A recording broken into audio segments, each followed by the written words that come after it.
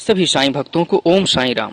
साईं भक्तों, आज श्री साईं सच्चरित्र हिंदी से अध्याय 34 उदी की महिमा भाग 2। डॉक्टर का भतीजा 1, 2 डॉक्टर पिल्ले, 3 सामा की भयाहू, चौथा ईरानी कन्या, 5वां हरदा के महानुभाव, 6ठा बम्भर की महिला की प्रसव पीड़ा। इस अध्याय में भी उदी की ही महत्ता क्रमबद्ध है तथा उन घटनाओं का भी उल्लेख किया गया है जिनमें उसका उपयोग बहुत ही प्रभावकारी सिद्ध हुआ। डॉक्टर का भतीजा। नासिक जिले के मालेगांव में एक डॉक्टर रहते थे। उनका भतीजा एक असाध्य रोग, एक प्रकार का तपेदिक से पीड़ित था। उन्होंने तथा उनके सभी डॉक्टर मित्रों ने समस्त उपचार किए, यहाँ तक कि उसकी शल्य चिकित्सा भी कराई, फिर भी बालक को कोई लाभ न हुआ। उसके कष्टों का पारावार न था। मित्र और संबंधियों ने बालक के माता पिता को दैविक उपचार करने का परामर्श देकर श्री साईं बाबा के शरण में जाने को कहा, जो अपनी दृष्टि मात्र से असाध्य रोग साध्य करने के लिए प्रसिद्ध हैं। अतः माता पिता बालक को साथ लेकर शिरडी आए। उन्होंने बाबा को साष्टांग प्रणाम कर श्री चरणों में बालक को डाल दिया और बड़ी नम्रता तथा आदर पूर्वक विनती की कि प्रभु, हम लोगों पर दया करो। आपका संकट मोचन नाम सुनकर ही हम लोग यहाँ आए हैं। दया कर इस बालक की रक्षा कीजिए प्रभु, हमें तो केवल आपका ही भरोसा है। प्रार्थना सुनकर बाबा को दया आ गई और उन्होंने सांत्वना देकर कहा कि जो इस मस्जिद की सीढ़ी चढ़ता है उसे जीवन पर्यंत कोई दुख नहीं होता। चिंता ना करो, यह उदी ले लो, उस रोग ग्रस्त स्थान पर लगाओ, ईश्वर पर विश्वास रखो, वह सप्ताह के अंत में पूर्ण स्वस्थ हो जाएगा। यह मस्जिद नहीं, यह तो द्वारकावती है और जो इसकी सीढ़ी चढ़ेगा उसे स्वास्थ्य और सुख की प्राप्ति होगी तथा उसके कष्टों का अंत हो जाएगा। बालक को बाबा के सामने बिठलाया गया। वे उस रोग ग्रस्त स्थान पर अपना हाथ फेरते हुए दया पूर्ण दृष्टि से बालक की ओर निहारने लगे।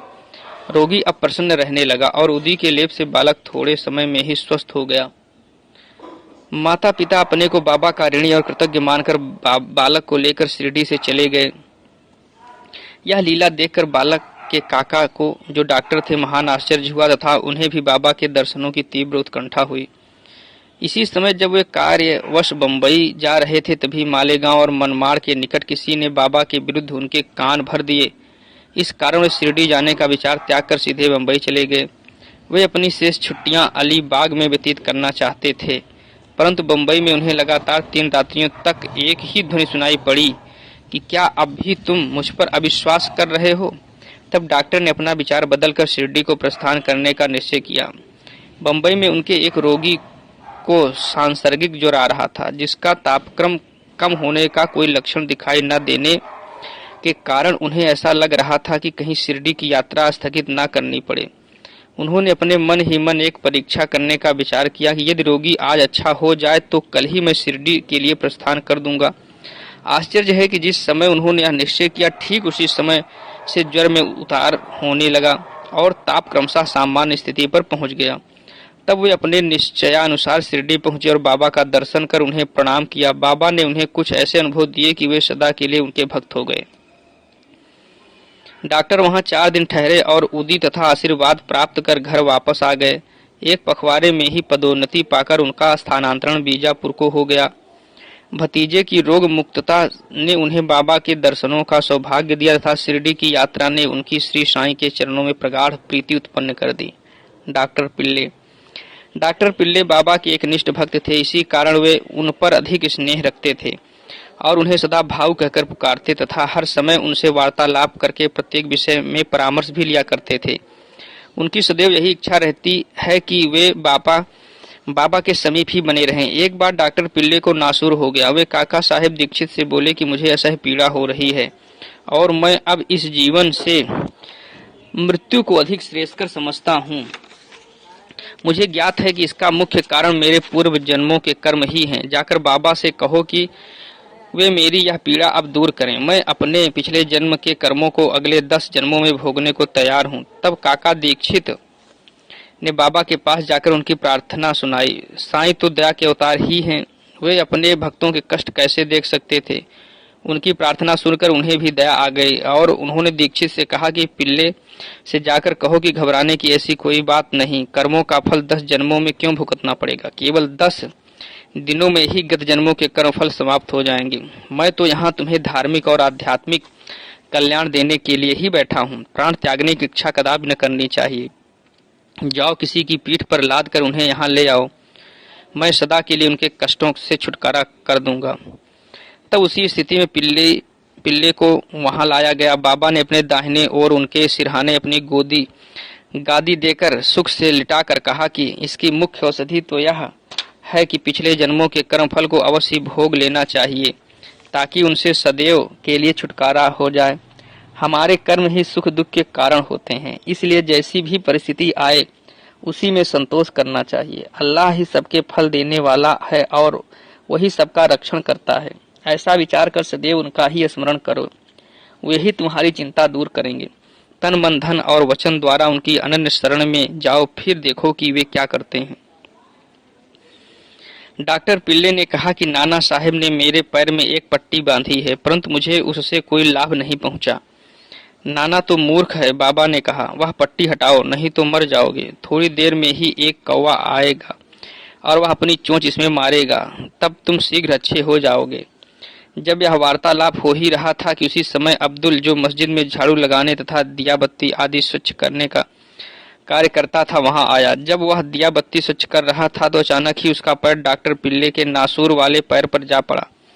पैर तो सूजा हुआ था और फिर अब्दुल के पैर से दबा तो उसमें से नासूर के 7 कीड़े बाहर निकल पड़े। कष्ट असहनीय हो गया और डॉक्टर पिल्ले उच्च स्वर में चिल्ला पड़े, किंतु कुछ समय के बाद वे शांत होकर गीत गाने लगे। तब बाबा ने कहा, देखा भाऊ, अब अच्छा हो गया है। और गाना गा रहा है। गाने के बोल थे, करम कर मेरे हाल पर तू करीम, तेरा नाम रहमान है और रहीम, तू ही दोनों आलम का सुल्तान है, जहां में नुमाया तेरी शान है, फना होने वाला है सब कारोबार, रहे नूर तेरा सदा आशकार, तू आशिक का हरदम मददगार है।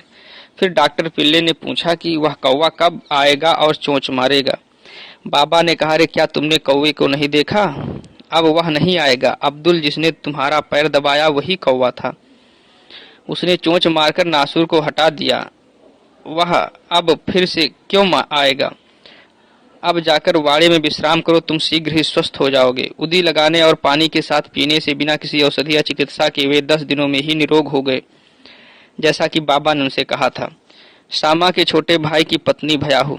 सावली बिहीर के समीप शामा के छोटे भाई बापा जी रहते थे। एक बार उनकी पत्नी को गिल्टियां वाला प्लेग हो गया। उसे ज्वर हो आया और उसकी जांघ में प्लेग की 2 गिल्टियां निकल आई। बापा जी दौड़कर शामा के पास आए और सहायता के लिए चलने को कहा। शामा भयभीत हो उठे। उन्होंने सदैव की भांति बाबा के पास जाकर उन्हें नमस्कार किया और सहायता के लिए उनसे प्रार्थना की तथा भाई के घर जाने की अनुमति मांगी। बाबा ने कहा कि इतनी रात्रि व्यतीत हो चुकी है, अब इस समय तुम कहाँ जाओगे? केवल उदी ही भेज दो। ज्वर और गिल्टी की चिंता क्यों करते हो? भगवान तो अपने पिता और स्वामी हैं, वह शीघ्र ही स्वस्थ हो जाएगी। अभी मत जाओ, प्रातः काल जाना और शीघ्र ही लौट आना। श्यामा को तो उस मृत संजीवनी उदी पर पूर्ण विश्वास था। उसे ले जाकर उसके भाई ने थोड़ी सी उदी गिल्टी और माथे पर लगाई और कुछ जल में घोलकर रोगी को पिला दी। जैसे ही उसका सेवन किया गया, वैसे ही पसीना प्रवाहित होने लगा। ज्वर मंद पड़ गया और रोगी प्रगाढ़ निद्रा में निमग्न हो गया। दूसरे दिन बापा जी ने अपनी पत्नी को स्वस्थ देखकर बड़ा आश्चर्य किया कि न तो ज्वर है और न गिल्टी का कोई चिन्ह ही। दूसरे दिन जब श्यामा बाबा की आज्ञा प्राप्त कर वहां पहुंचे तो अपने भाई की स्त्री को चाय बनाते देखकर उन्हें बड़ा आश्चर्य हुआ। अपने भाई से पूछताछ करने पर उन्हें पता चला कि बाबा की उदी ने एक रात्रि में ही रोग को समूल नष्ट कर दिया है। तब श्यामा को बाबा के शब्दों का मर्म समझ में आया कि प्रातः काल जाओ और शीघ्र लौट कर आओ। चाय पीकर श्यामा लौट आया और बाबा को प्रणाम करने के पश्चात कहने लगा कि देवा, यह क्या नाटक है? पहले बवंडर उठाकर हमें अशांत कर देते हो, फिर हमारी शीघ्र सहायता कर सब ठीक ठाक कर देते हो।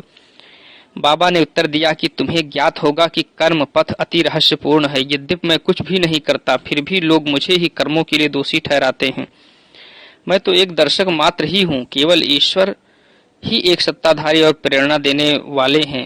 वे ही परम दयालु हैं। मैं ना तो ईश्वर हूँ और ना मालिक, केवल उनका एक आज्ञाकारी सेवक ही हूँ और सदैव उनका स्मरण किया करता हूँ। जो निराभिमान होकर अपने को कृतज्ञ समझकर उन पर पूर्ण विश्वास करेगा, उसके कष्ट दूर हो जाएंगे और उसे मुक्ति की प्राप्ति होगी।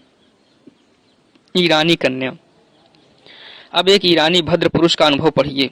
उनकी छोटी कन्या घंटे घंटे पर मूर्छित हो जाया करती थी। उसके दांत कस जाते थे, उसके हाथ पैर ऐंठ जाते और वह बेहोश होकर भूमि पर गिर पड़ती थी। जब नाना प्रकार के उपचारों से भी उसे कोई लाभ ना हुआ, तब कुछ लोगों ने उस ईरानी से बाबा की उदी की बहुत प्रशंसा की और कहा कि वह बिले पार्ला मुंबई में काका साहेब दीक्षित के पास से ही प्राप्त हो सकती है। तब ईरानी महाशय ने वहां से उदी लाकर जल में घोलकर अपनी बेटी को पिलाया। प्रारंभ में जो दौरे 1 घंटे के अंतर से आया करते थे, बाद में वो 7 घंटे के अंतर से आए और कुछ दिनों के पश्चात ही वह पूर्ण स्वस्थ हो गई। हरदा के महानुभाव। हरदा के एक महानुभाव पथरी रोग से ग्रस्त थे। वह पथरी केवल शल्य चिकित्सा द्वारा ही निकाली जा सकती थी। लोगों ने भी उन्हें ऐसा ही करने का परामर्श दिया। वे बहुत ही वृद्ध तथा दुर्बल थे और अपनी दुर्बलता देखकर उन्हें शल्य चिकित्सा कराने का साहस न हो रहा था। इस हालत में उनकी व्याधि का और इलाज ही क्या था। इसी समय नगर के इनामदार भी वहां आए हुए थे, जो बाबा के परम भक्त थे तथा उनके पास उदी भी थी। कुछ मित्रों के परामर्श देने पर उनके पुत्र ने उनसे कुछ उदी प्राप्त कर अपने वृद्ध पिता को जल में मिलाकर पीने को दी।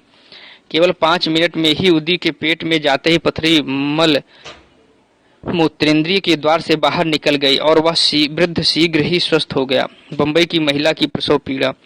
बंबई की कायस्थ प्रभु जाति की एक महिला को प्रसव काल में असहनीय वेदना हुआ करती थी।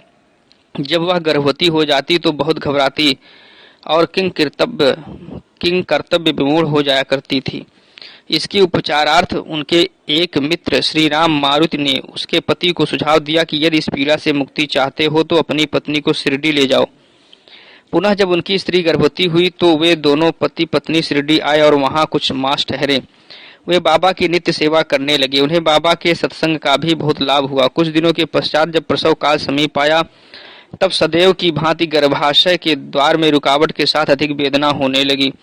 उनकी समझ में नहीं आता था कि अब क्या करना चाहिए। थोड़ी ही देर में एक पड़ोसिन आई और उसने मन ही मन बाबा से सहायता की प्रार्थना कर जल में उदी मिला उसे पीने को दी।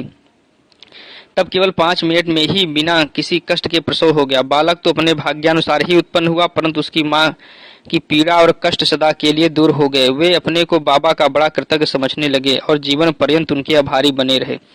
श्री सद्गुरु साईनाथ अर्पणमस्तु। शुभम भवतु। बोलिए सच्चिदानंद सद्गुरु साईनाथ महाराज की जय। वीडियो देखने के लिए धन्यवाद। आपका दिन शुभ हो।